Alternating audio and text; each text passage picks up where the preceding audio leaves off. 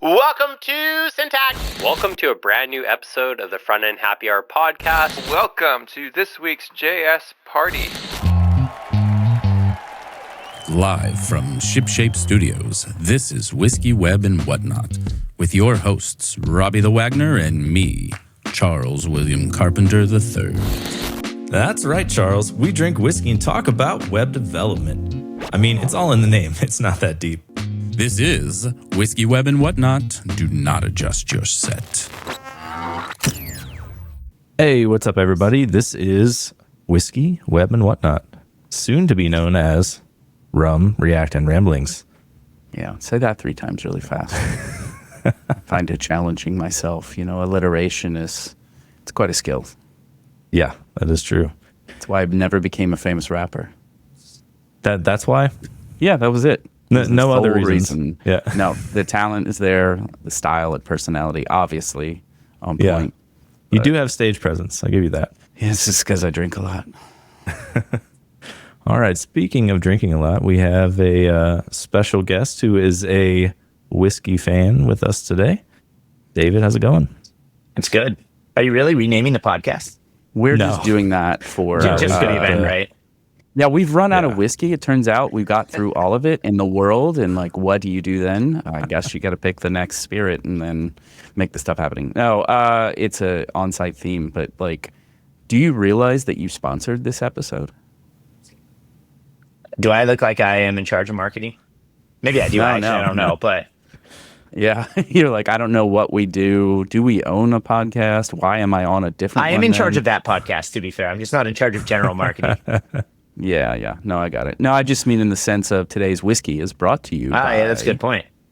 Yeah, by Century.io. Sort of. Yeah. Is it don't know. Century or Peated or David? Peated. I think that's it's, true. I think That's it's up to David, you. but I still am trying to find Yeah. a path to buy a cask and then like bottle it with some like peated branding. But it turns out that's a really bad idea when you make no money. Yeah, well, there is that, but it's a tax having write-off. done it and also making no money, Yeah. we can confirm. I was going to say, you've seen people successfully lose money. So, we'll help you down that path if you want. But obviously, if you're looking to be profitable, I would find other advisors. Like we got to wait for the markets to give us our money back, and then we'll see. Yeah. Oh, Give it God. back. Hopefully they do. All right. So speaking of non-peated things, today, thanks to David, we are having the Woodford Reserve Double Oak. No, I Yes. did not stutter. Is this Special a edition. March Madness themed bottle? Is that why we got the double? No, I'll explain to you. Oh, right. I guess there's that. But I will explain to you why it's called Double in a moment. So today's Yes, I was is being 90.4 success. 90.4 proof.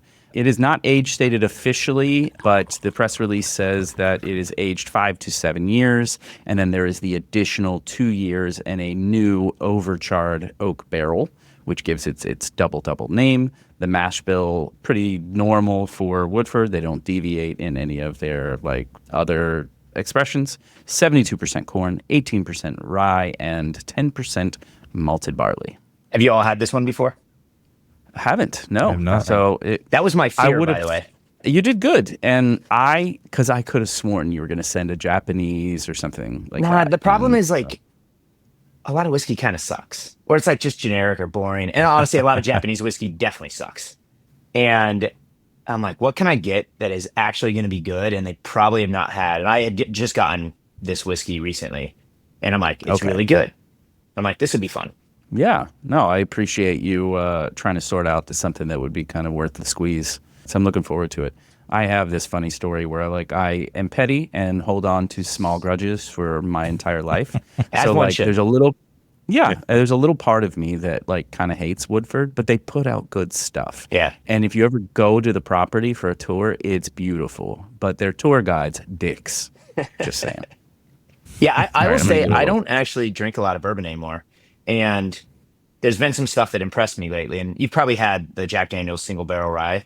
I hope so. I have, but I haven't had the 14 that everybody's talking about now. The new. Oh, I haven't had that it's one. just- But- yeah, the Jack Daniel's single barrel 14. They're Here kind is of impressive, yeah. is what I would say. It's like actually good. And Yeah. it's one of those things where I feel like it's making a comeback in the US where like it's like, okay, we should just not only just produce trash mass market stuff.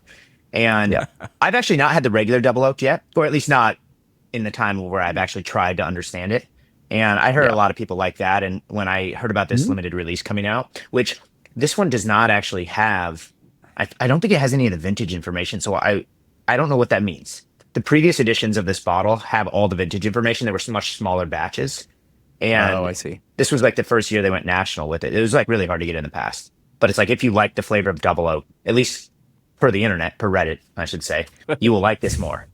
I don't really think they do anything bad. And I can't say I've had anything that I can recall from Woodford where I'm like, terrible, this is bad. Like, it's either like it's okay or, above. So this has a lot of brown sugar smell for me, by the way. I'm smelling some white grape juice. Yes. White grape juice. I'm not getting that one. No? Get a little almond, brown sugar and almond for me. It is overwhelming on the nose, but in a good way, fun. I would say. Yeah. Does it almost have like a lemongrass, actually, in there for me, like at the end? Or is it either lemongrass or lemon pledge? And believe it or not, I like the smell of both. Yeah, there is a little bit of that in there. Well, I will say I like this one in the sense of I don't mind bourbon. The sweetness of like your traditional bourbon. I don't mind it whatsoever, and this is not that. It's like it's very good. And same with rye. You'll get like some rye that's just like spicy. Yeah. And then when you get something that's just like more balanced and more interesting, it like stands out a lot. And that was like the Jack Daniel's one for me. And like these two were kind of my first foray back into American whiskey. And outside of like specialty distilleries, like, I'm a big fan of High West and whatnot, but. Oh yeah, definitely. They do like really great stuff. Very interesting stuff. Yeah. Their founder's a former like chemical engineer. So he took like that information to like combine all these weird flavor profiles and obviously do some good stuff since they were acquired. All right. I gave it a first like small taste to prime the palate, but I'm going to go in a little more. Yeah, for being called double oak, it is not as like insanely oaky as I was thinking it could be. So maybe that's just a fun name and it's not supposed to be that bad. Yeah. I mean, it's a artifact of manufacture process where you get fresh charred oak twice, which is kind of an interesting experiment. Which, to a degree, that brown sugar, I taste a little bit of its like char mixed with that. It's almost like a creme brulee. Yeah. It's good. You get like, it's like you get the bourbon flavors, but then if you just lit them on fire in a lot of ways. Yeah. But, as long as you like, I feel like you can't like whiskey and not like fire. And so, or at least you're not having, a good experience. So, this brings it out. I would say this would be like kind of a fun one around a campfire where you get a little of the smoke in your face and you have that. Because speaking of High West, they have that campfire whiskey that has a little bit of smokiness in it. I can see where like this would kind of blend well for me. Yeah, it definitely does taste a lot like fire in general, like smoke and it's like way less wood, but like a lot of char for sure. Yeah. It gets a little creamy at the end, like almost like a light like creaminess to it. And that vanilla from the nose carrying through somewhat, maybe a little more almondy versus vanilla on the palate, but still like similarities. There's often times where I'll pick up things in smelling notes and then you get in there and it's just nothing like that. It's like something else altogether. And this one actually kind of melds close to my initial flavor notes, smell notes, I guess. What I found very interesting is I have one of their older releases. I think what year is it? 25? I think they did a 22 and a 23 and I had the 22. I've not tried the 23 and it's actually quite different than this, not in like a bad way or a good way even, but I try it's always fun to try things side by side when you can of like different vintages, especially these like single releases. It was quite interesting. People would do that a lot of times with like Old Forester birthday bourbon or, different Willet releases of like similar mash bill makeups and stuff from one year to another. I don't know. Yeah. Do we feel like we're ready to rate this, Robert? Well, before I forget, northernglass.com. Okay. Now we can rate it. Right. There you go. Cover all of our sponsors. Yeah, everybody got that. Great. Perfect. Yeah. VelvetaCheese.com. What else we got? Anywhere else we want to send a bill, I guess. Syntax.fm. No, anyway. Too close to home. All right. So for those listeners who may not be aware, we have a highly technical and in-depth rating system from 0 to 8 tentacles. 0 being I hate this and spit it out, pour it down the sink. 4 being kind of middle of the road, not great, not bad. And 8 being amazing, clear the shelves. And for those who don't know what clear the shelves means, that means you buy every one that you can right in front of you. I was told recently that is not clear, or that's vernacular that's specific. I told you that because I had no idea what you meant. I didn't want to make you look dumb online, but that's what we're here for. Okay, so given that I taught you yet again, Robert, what the scale is, what would you give this one? Yeah, so I typically don't love bourbons as much, but this one is a little spicier, a little smokier, a little more interesting, not just super sweet. So in the category of bourbons, I would say it's pretty good. I'm going to give it a 6.5. Okay, yeah, not bad. David, we know you like it, but where would you rate it? It's a good question. In the category of bourbons, I might even go higher than 6.5 in the category of bourbons, but just like generically, the thing I've come to appreciate is just like interestingness of different whiskeys and bourbons and whatever. And so I actually think I'm probably in the same category. I've had a lot of good stuff. I'm fortunate that my wife got me a couple bottles of Pappy for Christmas a couple years ago, and they're fine, by the way. They're nothing special. Yeah. Save your money. I don't have many bourbons that are interesting is what I would say. And so I think this is the most interesting bourbon that I've had and let alone have a bottle of. And so I think like 6.5 is probably reasonable, my scale is like 1, 2, 3, and everything is like drinkable for the most part. Otherwise you just, why even, don't bother. And 3 is like, I must have more of this. So we'll go with the clear the shelves kind of thing is my 3. And I'd put this like 2, it's like really enjoy it, would recommend, would buy again. I do have several bottles of this, but that's a different thing. That's where my strategy is just to acquire 2 bottles of everything I buy, no matter what. So I can try it and then not open the second one. But yeah.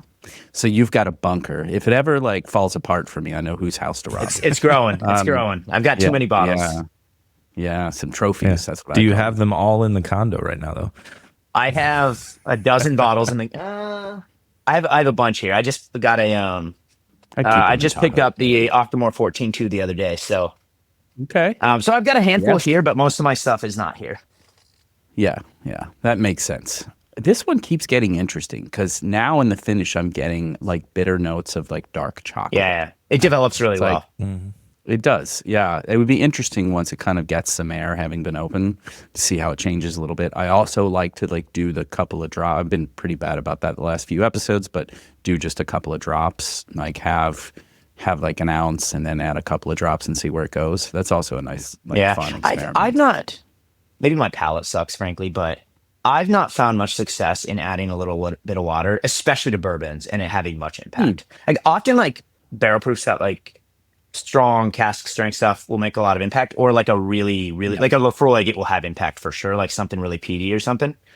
But in bourbons, I feel like it could just be me. It ends up tasting pretty similar to how it tasted by default, Yeah. I mean, like a Buffalo Trace off the shelf, it's not really going to make a lot of difference. Like that's highly manufactured to like have good punch for its price point, but it's not amazing and it doesn't change much, right? Something like this, which has a lot of deep notes, I think might benefit from that extra oxidation. And if I was smart, like some other people who have been on to tell us like what exactly happens when you do that, but insert clip from Taylor here. Yeah, there you go. Woman with whiskey. But yeah, I've had a lot of like good success with that when something is interesting to begin with. I probably like most of the time if you're grabbing something random off the shelf, or if it's just not that great to begin with, water isn't going to help it. It's not going to really change things. But in that vein of things, so for a bourbon, and I might be, hurting myself a little to admit this, but like, I feel like this one has enough diversity for that kind of mash bill, such high corn, no weird extra weededness thrown in there. Like, I feel like it's very well balanced between like its sweet, spicy, woody notes that like I'm really enjoying this. That said, limited releases make it, one thing altogether. I try to like take into account price too. Like this is not an inexpensive bottle. This isn't a $60 pickup.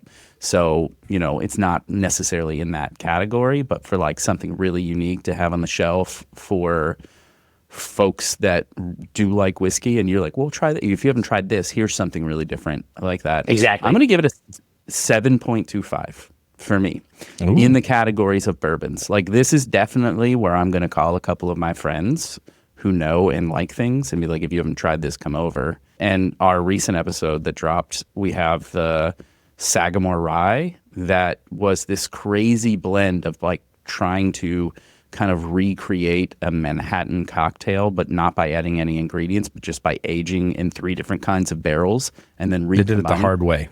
That shit is cool. And I think this is actually pretty cool too. The way they've like, it's a high corn, normally sweet, and doing the double oak to sort of like bring that down without like blasting you with spice or char. I think they've kind of nailed it on this one. So for me, I'm like 7.25. Like, would absolutely buy again, would absolutely recommend to my friends. I don't know if we'll ever get an 8, to be honest, but who knows? We'll see. We had 1 8, I think, or at least I gave it an 8. The Sweetens Cove one. Yeah, was those really are good. pretty good. Yeah, Sweetens Cove. I had a bottle of that, and that's one I wish I had 2 of. I see. Yeah. That's why I go down this strategy now. I'm like, can't have regrets. And the good ones only amp up in price over time. So Of course they do. Yeah, but see, Robbie is not an alcoholic like me, so go to his house and around his bar, he has many of the bottles that we liked, like still plenty left. Just go to his house. Go a little nuts. Maybe slip out with 1 or 2. He's going to be busy with so many kids, he's not going to know. That's true. I do give them away to guests when they come, so. Yeah. it's a good strategy. I give them away to my liver and then, yes, some to friends and stuff too. Yeah, you're not friends with your liver, though. You don't treat it very well. No, it does not like me. It's like, again? Like, buddy, you're not getting younger. I mean, All right, so should we do these hot takes? I saw you put skip question marks. I don't know, because there's a couple. Well, some of them we've covered with David before, and like, but there are a couple funny things. We drop a couple funny hot takes. Probably the latter half. I don't think we covered before for sure. Okay. I took out the first few because I knew for sure we did those. But Yeah. start wherever you like. Okay, this is on me. You said you don't like me talking and whatever else. You can talk as much as you want. Well, no pressure, but for you, a hot take is, would you prefer Syntax FM or Whiskey Web and Whatnot? Oh, no money goes in your pocket either way. No money goes in your pocket either way. That's complicated. I don't like the constraints of this question. Well, no You money tell me goes to in go my to hell pocket. and say whatever you want. I think I gotta say Syntax. But like it's like my thing. I'm like the parent. I gotta make sure my kid is successful and everything. And ideally, my kid helps with my retirement fund. When I'm old, and I don't want them putting me in a home or whatever. So, but this one's always fun. I will say, compared to a lot of other podcasts I've done, definitely prefer this. Okay. Well, there you go. I'll take that. I'll take a strong second place, even though I did not give you any other better choices. Number 2 out of 2. I appreciate that. Rails or Laravel? Oh, I mean, I hate Rails. So easy. Oh, I like if you like it, that's fine. I prefer explicit. To be fair, I haven't used Laravel that much, and I was attempting to get rid of TypeScript and rewrite my stuff in yet again and do it in PHP. Laravel actually has some of the same challenges that Rails has, but it's much better about it. It's much more elegant in the sense of there's a lot of implicit nature inside of Laravel. My mega gripe about Rails is it's way too implicit. And to be fair, it's not limited to just those 2 frameworks. It happens everywhere. But I was a big Django fan. Django's very explicit. Python's very explicit. It's really easy to follow things, even though there's metaprogramming. Laravel has some of that, but it's not as bad. And frankly, I just think PHP is a better language than Ruby. So. And that's just purely personal preference, but also fact. So I don't know how rich you have to get for this to happen, but I really want you to at least sponsor a race team. You're into F1. I know that, right? Like, so sponsor a race team. Maybe your sim racer will get you there too. You can become a racer, and then you and DHH facing off. I was joking. I forget if I told Taylor this joke or not yet, but I'm like, we should have a Laracon this summer. I'm like, what we should do? We should do a typing test. Like, because Taylor and I are 2 of the fastest keyboardists, whatever you want to call this skill set that we have for typing that I know of. I can do like 165 with 100% accuracy. And he's pretty similar. Like, I think we're like identical. And I'm like, pink slips. My 992 TTS, your Lambo. Maybe it's pink slips, so we just trade them temporarily or something. But yeah. It's kind of fun. I mean, it's almost a no-lose situation also. So, yeah. I mean, I would watch that. I would definitely watch that. So, maybe one day we'll see. I had a conversation with a former CMO about like the costs going into sponsoring F1. And first off, it's ludicrous. Second, Oh, yeah. we need to charge everybody a lot more money to remotely reconcile how much it would cost us to sponsor an F1 team. And but I did seriously inquire about this like 2 years ago, so maybe 3. I don't even know. Oh, yeah, so it's not off the table. It's not off the table. How the hell does 37 signals make enough out of base for a base camp? You know, like I'm not sure. Great profit margin there or something. Yeah, something. I don't know. Book sales, true. They sold a lot of books too. I don't know. Yeah. Okay, this is a very important and serious one. So take your time in answering. But Taco Bell or Del Taco? I mean, Del Taco has French fries. It's like They're Taco mid. Bell has fries, nacho fries. yeah, but like, look, the reality is, both are going to give you a bad time afterwards. One's going to give you a worse time, and Taco Bell is going to give you a worse time, right? Like we can be honest about that. That said, often you don't get the choice. Like only one exists wherever you're at, kind of thing. And so, and I know We have both here. Oh, really? We have both. Yeah, but if you're picking either of them in Phoenix, I don't know what your problem is. Yeah, and that's kind of the same. Like in SF, neither. There used to be a Taco Bell, but like, why would you ever go there in SF? And so we'll go back and forth from Tahoe, and everything's on the way. But I'm like, if I'm going to go to fast food, neither of those are on my list to go to. You know, I'm like, give me the Chick-fil-A or In-N-Out or literally any other thing. Well, you'll be pleased to know that I had Taco Bell for lunch today, and we had Taco Bell 2 or 3 days ago, and I have leftovers that I'm going to have for dinner after this. So I'm going to have it twice today. Wow. Well, I do appreciate the money saving efforts there, but like you are going to die before I. Yeah. I'm going to say this. Tomorrow's bed rest. I mean, my don't know. body is not in good shape. Yeah. There's a reason why he can't make it to Miami, and he's just made. And you're not has gonna be nothing there? to do with children. No, So my wife that- is pregnant with twins and due anytime within the next month or so. So okay. I'm not allowed to All travel. right, all right. Reasonable excuse. Yeah. Well, we have a guest host during there. So We do. Maybe I guess you didn't see that. Aaron Francis is going to be the guest host. I don't think I saw that. No? Oh, okay. Yeah, Or I I can't remember. completely blocked it where- out of my mind. One of the two. Yeah, and you were like, "Damn it, we should have got him for syntax." Yeah, those reasons Robbie won't be there, but we are doing like I don't know 5 or 6 live sessions in the media. I'll do my / best to lounge area. micromanage from afar. Yeah, it'll be fun. I'm gonna turn my phone off. I'm like, it's not my wife blocked. Did you want to cover any more of these? You just want to talk? Let's just talk tech. No, I want to go into the most important topic here Okay. because I have not bothered at all, despite all of the hype, to look up what the fuck MCP is. Can you explain? You know, microservices. Mhm. It's just that. It's microservices for, language models. I'm not even kidding you. It is all the hell that is microservices, but made worse because then you layer in language models. So it's like if you have the agent paradigm, which is just, I don't know, a task runner with a bunch of functions defined, right? All the MCP thing is like those functions are now remote, hosted on another server. And that's what I mean by microservices. Okay. So you can imagine you've got this agent or something, like Cursor's an agent, right? And it wants to call a bunch of stuff to get information. Well, instead of those just being local functions, good luck, internet. Like, have fun. It's going everywhere. Which, on one hand, is good. It's like good luck with the tech problem kind of thing. But that's all it is. And so the MCP protocol is just a specification for a remote server for those tools, which, again, are just function calls. So otherwise, it looks exactly the same as if you built like a local agent. Well, that's nice because instead of running all of that stuff locally, you just have that service to call and you have agreed upon protocols exactly. around that. Yeah, okay. And what's cool about it is it has a worse con than microservices of like, good luck, there's too many of them. But it has this benefit of, so Sentry has this like patch generation thing in our application, and it does a bunch of stuff, right? Some of it's collect information from Sentry and compile it and do all these things. And then some of it's like get source code from GitHub. And sure, we may build that tool or agent or whatever that does that specific thing, but you can imagine that's just a reusable thing, whether it's a third-party hosted thing or a locally hosted thing. It's like there's just a GitHub version that is built once by one person, ideally GitHub, and you can leverage that.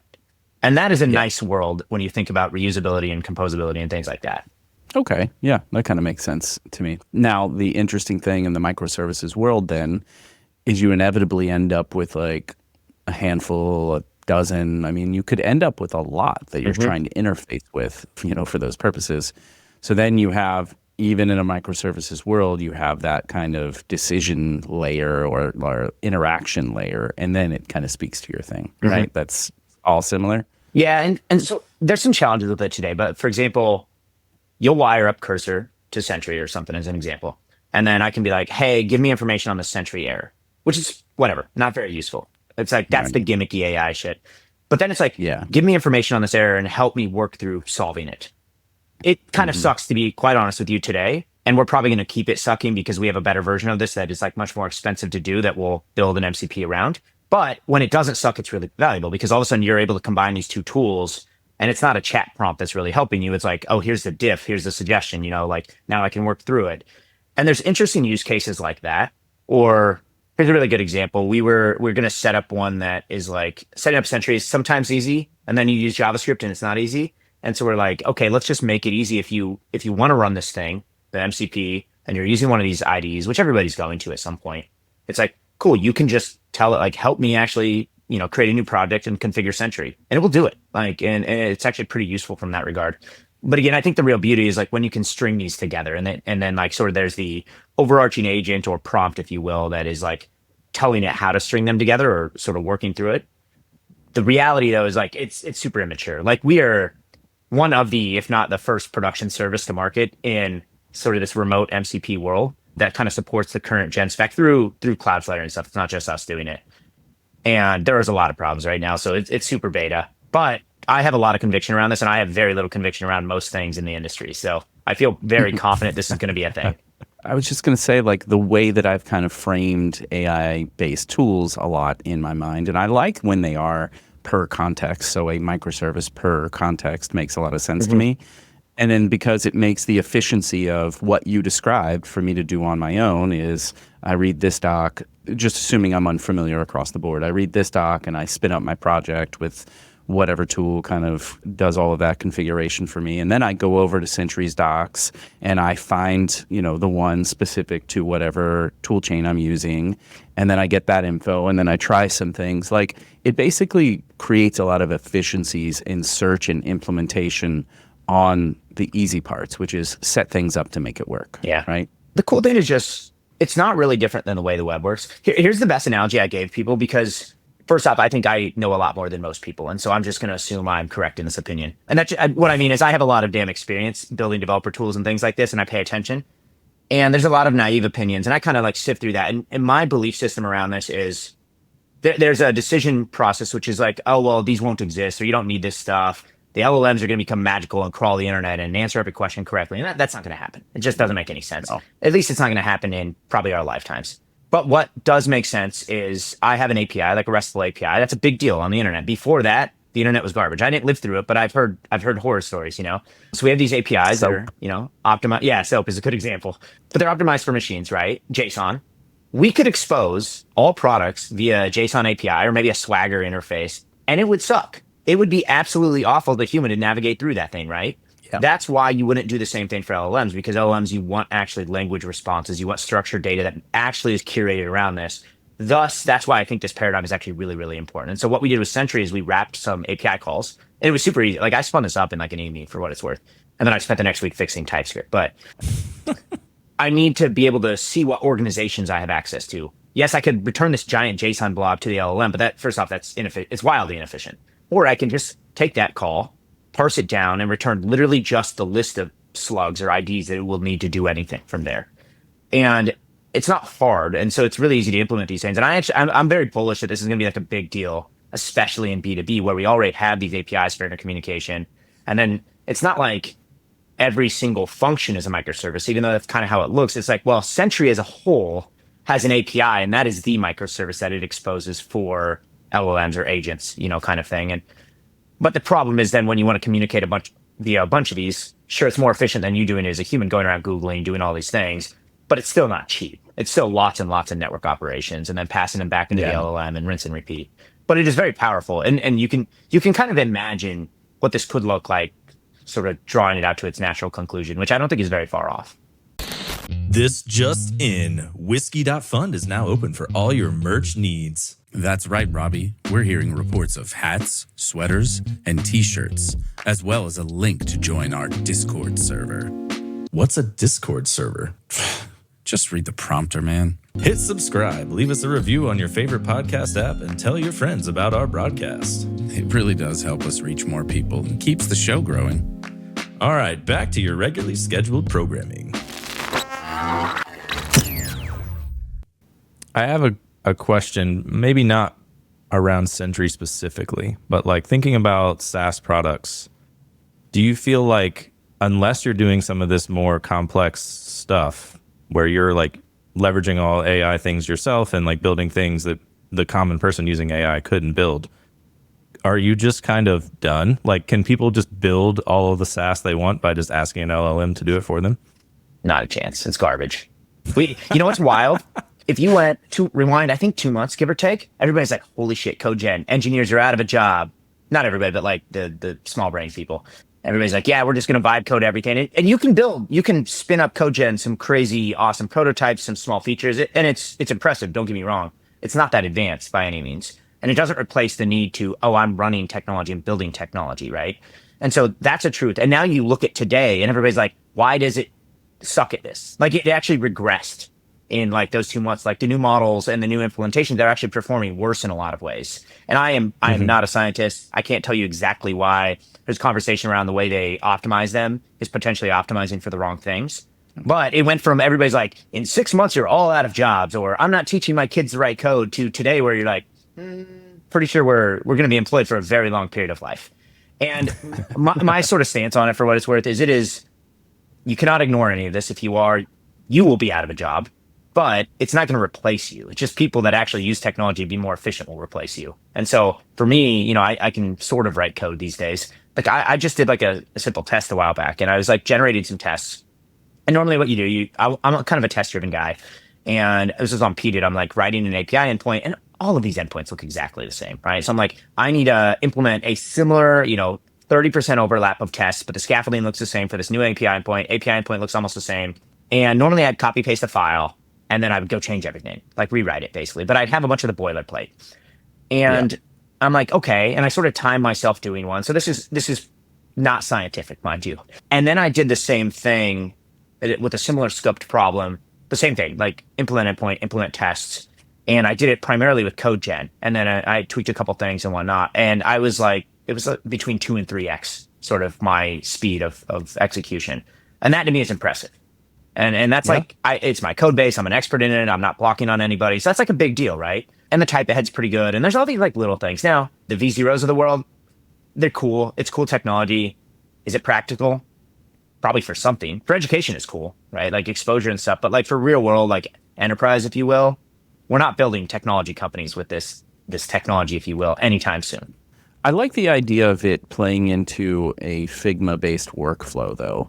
Like, what if you using the V0 to sort of be your iterative engine and then getting some boilerplate out of that? Again, you have to change. Yeah. I've been able to be successful with that a little bit here and there, which I found interesting. So there's so much stuff out there. There is no one to rule them all. Like with many things, the language you pick or whatever else, it depends. Yeah. That's like, the standard developer feedback is, well, it depends. I can't answer your question exactly for everything. It depends. Yeah.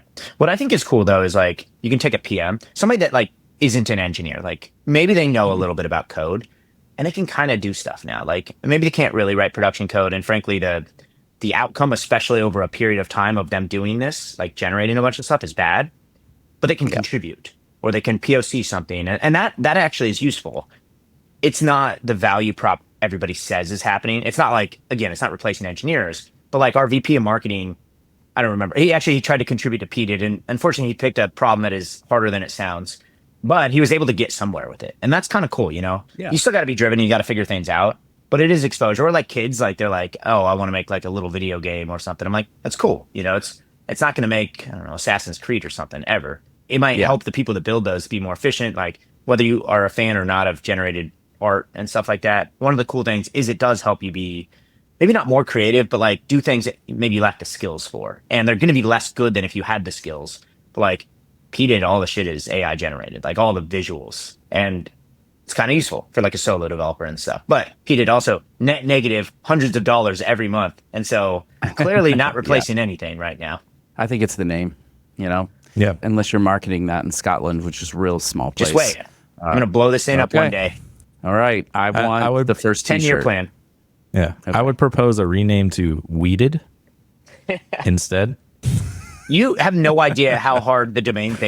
domain name thing was. And I ended up shelling out like $3,000 for peated.com because I could not find any domain that didn't suck. And I'm like, this is close enough to not sucking. I'm taking it. Yeah, for sure. I'm actually surprised it was only $3,000. Yeah, I mean, like, I think especially that's these pretty days. decent. Yes, exactly. Are domain squatters going away? What's happening? And they're all on .ai now. Oh, yeah, Yeah. of course. Yeah, because that's where the money is. Yeah.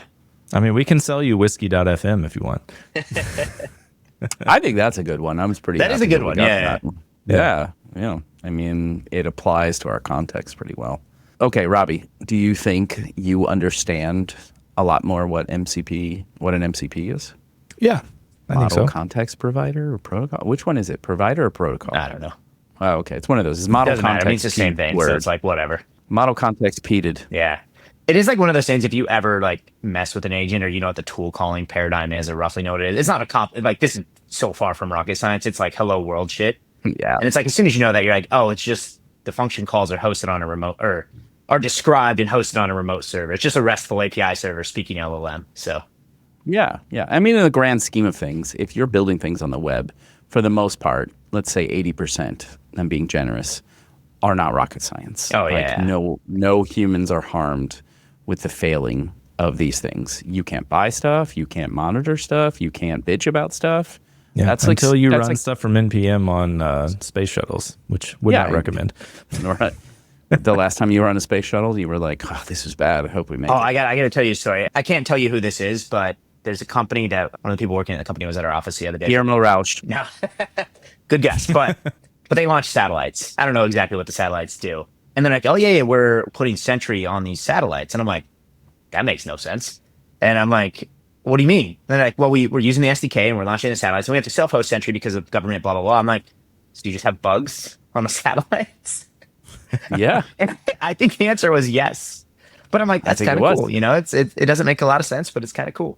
That is kind of cool to like show in other contexts. It's not just you're not limited to the web context. Yeah, well, I think is we'll capture crashes anywhere. yes, Teslas, whatever, real life crashes. Sentry alert, your car is on fire. There's a little bit of, you probably don't want to do this, but when we were talking about F1, we're like, how would we make this fun?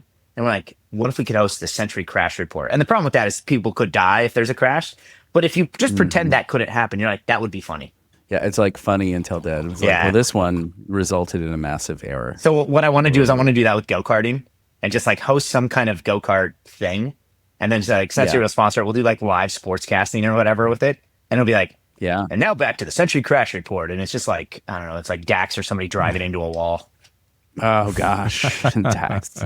He's not good at everything. Okay, just Is he Well, good at he said anything? he said he was. We asked him, and he was like, I can't think of a single thing I'm not good at. Yeah, that's what he said. I'm good at basketball. I don't know. I watched him play basketball. I wasn't impressed. I was not impressed either. There was one person good at basketball on that team, and that was somebody from Sentry. Yeah. Yeah. Well, their name is Jonas, but they're one of the guys that works on our okay. profiling stuff. It was the Nice. carry, I would say. Okay. Yeah. There you go. Is there going to be another basketball thing? Well, okay. Let's go into this a little bit because we are probably going to see each other next week. I'm guessing. Is there going to be another basketball game? I don't know, actually.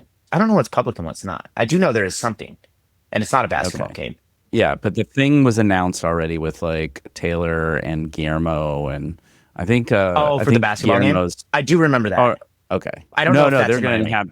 Yeah, they're going to have that open source like talk off or whatever. Oh, I remember there was talk about like Vercel versus Terminal Yeah, or there something in was. basketball.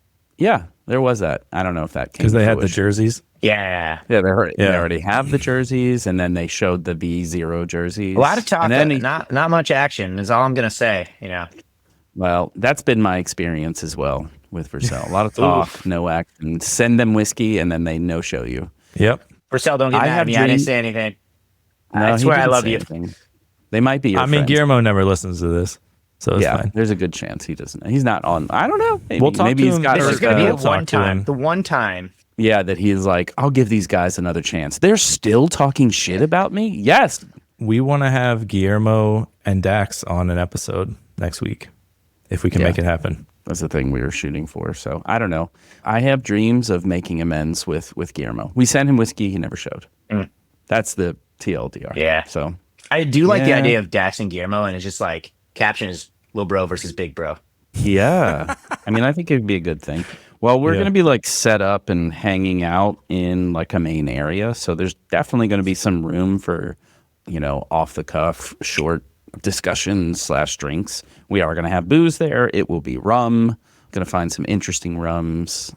I don't know a ton about rums, but I've had some aged rums and they can be very good if you give it that and have more natural ingredients. Henri Helvetica will be one of our guests and he has suggestions. So I don't know. Anyway, That's I'll cool. be He has there rum and I'll be suggestions? having booze. Yeah, he has rum suggestions. I thought he was too healthy. We got married in St. Lucia some years back, and Caribbean rum, right? I don't know much about rum, but my experience of rum is it's like bourbon, but worse in the sense of sweet rum is very sweet. And we did have some, just because it was our wedding, we're like, oh, we got to get some of it's basically branded rum, or I forget what you call it when they buy the casks and they relabel it. Private label or something. Yeah, something like that. But they have, it's like one distillery on the island. We brought back, I think, 3 different bottles from that distillery. 2 are like the same thing, just different labelings. And then one was like, I don't know if it's actually aged more or something like that. And they were not bad. They're definitely, it's hard to drink it regularly though. It's just really, really sweet. Yeah, see. So for me, when you get something that's aged like 20 years plus, then it starts to get interesting. Yeah. But then there's none of it left. It doesn't suffer from the same. There's no one bunkering rum. So that's like kind of the plus side. No. I mean, like if you age anything in a barrel for 20 years, there's like one bottle there's left in less there. of it. Yeah. Yeah. We'll see. We'll kind of come around to that. One more drinking question, of course. And that is, I don't know, Robbie put this, so I guess he's really obsessed with it. But do you want to have some Malort in Miami? I think I've had this. Is this the You would Chicago remember. thing? Yes. Fuck, this stuff is And disgusting. it's green. So I think I It had is it. incredibly disgusting. Who was this? Like it might have been Eve Six, one of these like semi-famous musician people. I don't know why, but they were following me on Twitter. I don't think they understood who I was. That's probably part of it. It was an accident kind of thing. Yeah. And I was in Chicago and I'm like, what should I do? And their response was like, something cheeky about drink Malort. And I'm like, what the fuck is this? And I have friends that are like locals. And I'm pretty sure we tried it that time around. And if we didn't, I definitely can imagine what it tastes like because I've had plenty of these kind of like herbal liqueurs and stuff over the year. Yeah, but I like Amaros. I like herbal liqueurs. Like Fernet and Coke, I will drink that.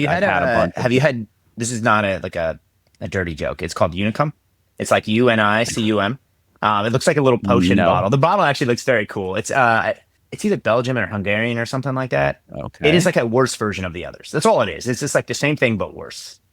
Yeah, like a Jägermeister. Yeah, but like imagine that. 'Cause Jägermeister, but you're even technically more is bad. annoyed after the fact. Like, you're like, why did I drink that? Yeah. The only time I wasn't annoyed, I was like 22, and then I was like, Jägermeister, that was whatever stupid thing. What was it? But when you Was it actually like vodka? care, What did you drink with it? I can't remember. It's like Jaeger and something. Red Bull, that was a big thing for a while. There was one where you would drop a Jaeger shot like in beer and chug that. Oh, yeah. Yeah, it wasn't Flaming Dr. Pepper because I think No, that was like Bacardi Dr. Pepper. I think 151. is just rum or something like, or maybe it's vodka. Yeah. It's vodka. It was and then Bacardi there's one. Yeah, It was Bacardi 151 because it's such a high For the proof, topper, so it yeah. started on fire and then boom. yeah. It does taste like Dr. Pepper. To be fair, I remember this vividly. Yeah. So I don't know. Jaeger is it's been tainted. There used to be rumors because of the deer on the label that Oh, yeah, includes deer's some blood or deer's something. blood. Yeah. Everybody's Some always got cultish like whatever else. the flat earthers are always spreading something, Yeah, exactly. I mean, I don't know personally if the world is round. Maybe they're right. I can. If you ran in a circle long enough, you would get Yeah. back to where you started, right? Hypothetically. Yeah. Yes, that's the thought. But it's a weird coincidence that there's an ocean here. Just the thing that would stop us from proving that.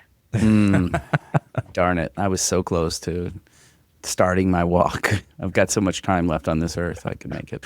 So yes, Malort. Well, I'll get enough rum in you, and then we'll see where Malort goes. I want I to see. assume other the stuff payload first. That's guys the will be problem. there again. No, they won't. Actually, Oh, really? I asked. Yeah, so that was our thing last year. Is we were hanging out with the folks from Payload CMS, and they were like, "Come with us. Yeah, you got to try Malort, blah, blah." And you'd already been drinking a bit before that, and we have it. And I was like, "Oh my god, this is disgusting," and I can't get it out of my mouth. Yeah. Like I'm drinking beer, and it was an experience. So I remember. That's why I'm like, Did you have it? Because you would definitely. I think know. I've had so many of these and they all are kind of painful like that. We used to do like Oktoberfest stuff, like in SF and whatnot.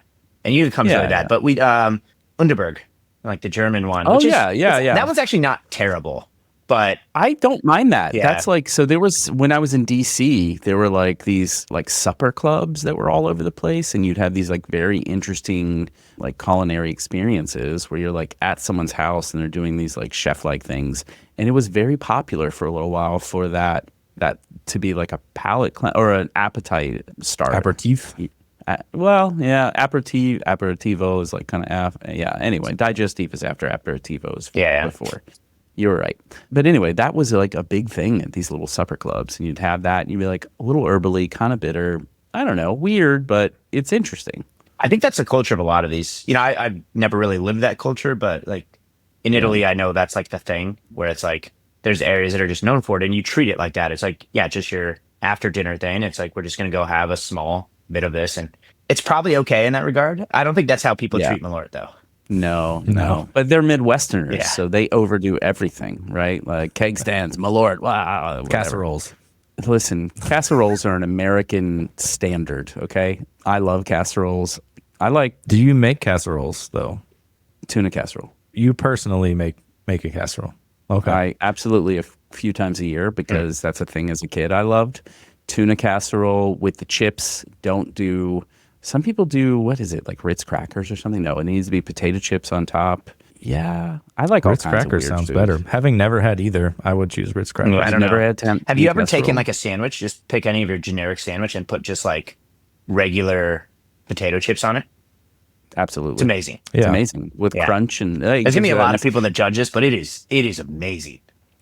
like a barbecue chicken sandwich, a little bit of chips. Oh, well, I've done it with a bunch of different things. So yeah, absolutely. But it's like you get like the just Lay's kind of suck. They're a little like oily and stuff, but like you can just get like regular ass potato chips, kettle chips or something, and it's so amazing with the crunch. Culinary tips. See, you're a well-rounded man, not just very a fast cultured. hyper. Yeah. Did you know that I'm moving to Italy in the summer? Really? Speaking of, yes. House is under contract. I have my apartment rental contract as of today, and then you get it registered with the tax authority, and then I get to go to the consulate in LA and let them know as a digital or nomad worker, remote worker, that I would like to bring my money to their country. And if they say yes, then there you go. That's cool. Are you going to try to, is it going to be permanent? I have no idea. We have a 3-year plan. Every move we make is kind of like, we give it 3 years because 1 year is not really enough. And your second year, you're like really settling in and enjoying it. And you kind of know then what it is. And then in the third year, you're either making plans to move back or you're making plans to stay longer. Yeah. So who knows? Andiamo. Yeah, that's one of my favorite. Well, that's my son's favorite Italian phrase. I like. We know allora. yours. Allora. Yeah, allora. I still don't know how to use it, but I like to say it. It's kind of like ciao. You just use it all the time because it means like hi, bye, okay, like whatever. I mean, if you like look up the definition, it's like so, I guess, or something. Kind of like, and so we move to the next topic. Yeah. Or but it's like they use it for everything. If you're like, I don't know enough Italian, but I can just hear like a conversation and kind of get the gist of what they're talking about, and they're saying it everywhere, and I'm like, I don't know how you use this. Yeah. You have that in so many languages. I don't know. Yeah. It's just weird cultural languagisms. I don't know. Yeah, we have our own things, so we can't complain too much. We get weird shit for everybody. This is totally random, but I was just looking at your Twitter, and it said you were not Chris Hemsworth. Can you explain that? I mean, that's been a problem. I thought it was pretty obvious. I'm not Chris Hemsworth. No, no, do you get that a lot? Whenever my wife is annoyed about my hair, and I go get it cut, like I change my hair. Yeah. She's like, you know, you gotta, if you've ever gone like had hair, like real hair, and you go to any like salon, it's like, well, what do you want it to look like? You have to bring pictures, right? So the first time I did this was COVID when I had a lot of hair, and I go in and I show them a picture of Brad Pitt, and I'm like, can you make me look like this? and that one they knew it was Brad Pitt. Let's just put it that way. This recent one, I have short hair now. I went in and I showed them a picture of Chris Hemsworth, and I'm like, can you make me look like Chris Hemsworth? And they had no idea who this is.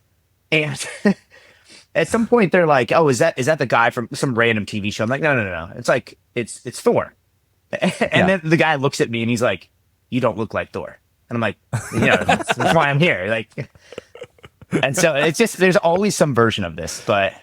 No, I love that. I've definitely done that. Brought pictures in. I'm like, I want this, and they're like, you don't have that hair. You don't have that. It's like, where's the jawline? Where's everything else that makes this make sense? Your hair is wavy. Theirs is very straight. Yeah. Or, like whatever. Yeah, definitely. I've had a little of that.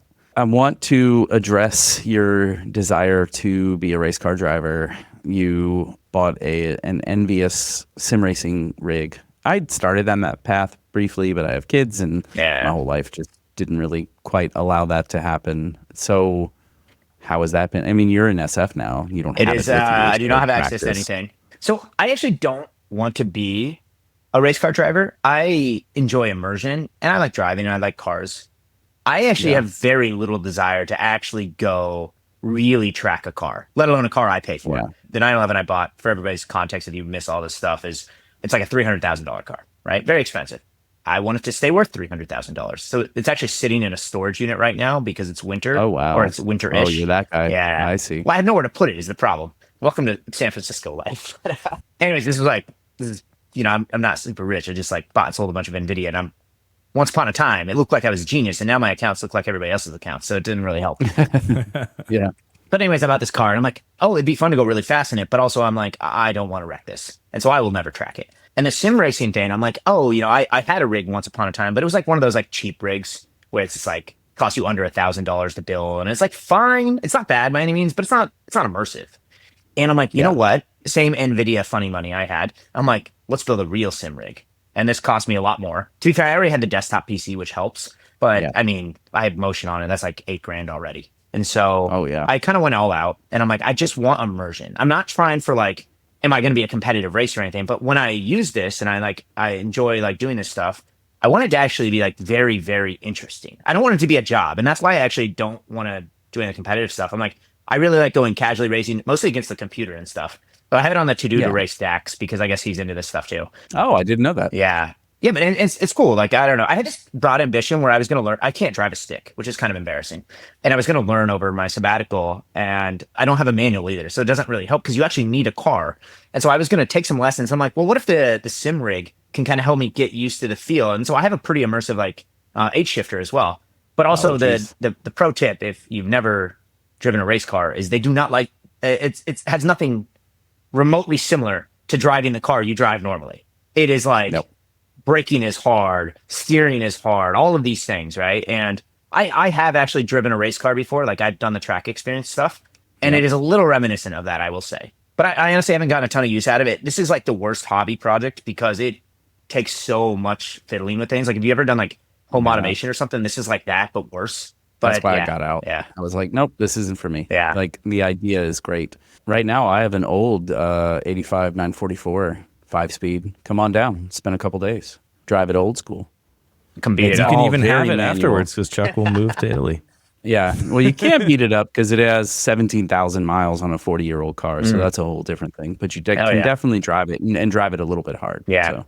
Yeah. I wish I had a place to park the 911 right now. It's kind of weird in San Francisco too. We got hills everywhere. I can't commute or anything. Yep. Even if it made sense to drive a car to work, it's a pain in the ass. And so I'm There's I don't know. car club here called Auto Car Club, AOTTO, sponsored by Auto Car Club up in Scottsdale near the air park. And it's a storage facility / car club. That's cool. / they have a track on site so you can take your car out and do some fun stuff if you want. I've heard. Anyway, where were we? We were in Carmel or something, or maybe it was Palm Springs. I don't know. We were somewhere that had space for a track, and they're like, yeah, there's a private track for the homeowners in the area or something. And I'm like, that is insane. Cool. I don't want it, but insane. Just goes to show you what's out there. Yeah, I had no idea. You would never know. Yeah, you're not rich enough yet. That's what it is. Once you get to the next level, then they're like, by the way, behind this showcase is... I mean, I'm going to have to... The rate things are going, I'm going to have to sell the 911. Right. Oh, geez. Come on, government. I know. Well, anyway, that's devolving. Yeah. Well... Before we jump into that, we are about at time. Is there anything you want to plug before we end? MCP stuff cool. You want to chat about it? Find me. I'm going to be very hardcore about this in the near future, and there's a lot of tech that needs fixed to make it good. But, otherwise, I'm always down to do this. So I'm just like, yeah, I'll come hang out and drink a little bit of whiskey. or rum. Or more. No, maybe not more. I'll see what I can encourage you to do. I'm all about bad habits, and I think I'll be hanging out with Ken Wheeler, so we'll see how that goes. Peated.com, folks, don't forget that. Merch coming soon. And open source project, feel free to fix some issues. Cool. All right. Boom, boom, boom.